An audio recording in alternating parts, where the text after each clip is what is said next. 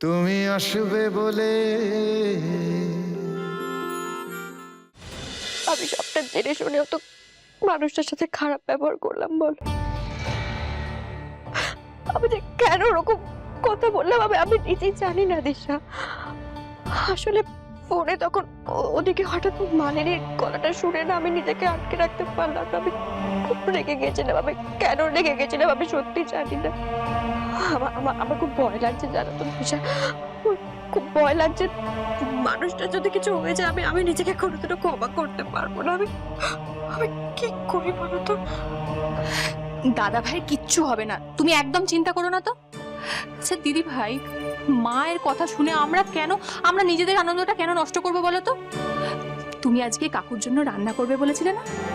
কি রান্না করবে, মেনুটা কি? আচ্ছা দিদি ভাই, আমাকে একটা ডিশ রান্না করতে দেবে? দেবো।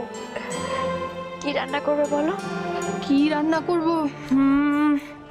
আচ্ছা মেনুটা কি সেটা তো বলবে।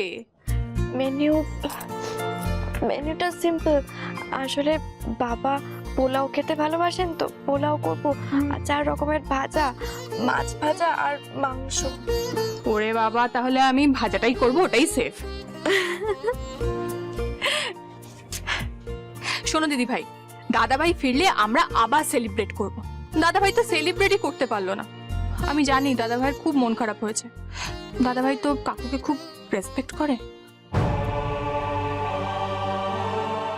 তুমি জানো নন্দিনী, আজকে আঙ্কেল না থাকলে তোমাকে আর ঝুমকে আমি পেতাম না। ওনার জন্মদিনটা বড় করে সেলিব্রেট না করলে চলে বল?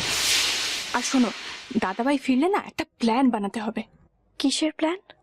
এই মালিনী দেবীর একটা ব্যবস্থা করতে হবে, যাতে দাদা ভাইয়ের আশপাশে না ঘেঁচতে পারে। কি যাতা বলছো দিশা? হ্যাঁ তুমি দেখো না আমি কি করি, তুমি জাস্ট দেখো। দিদি ভাই হাসলে তোমাকে কি মিষ্টি লাগে। চলো এবার। কোথায়? হাঙ্গামা পার্টি এতক্ষণে চলে গেছে, নিচে চলো। মানে? আরে আমাদের শাশুড়ি অ্যান্ড কোম্পানি। চলো এসো।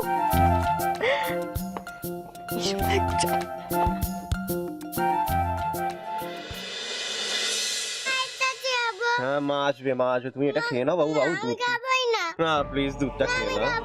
তুমি খেয়ে নাও, মা চলে আসবে, আমি বলছি তো। বাবু বাবু প্লিজ প্লিজ খেয়ে নাও। সীমা তুমি এসছো? আমি ভাবতে পারিনি যে আমি এখানে এসেছি শুধুমাত্র এই শিশুটার কথা ভেবে। দাদাকে কি একা রেখে তুমি? থাক, দাদার কথা তোমার না ভাবলেও চলবে। আমি আর যাই হই না কেন কিছু মানুষের মতো এরকম দায়িত্ব জ্ঞানহীন নই।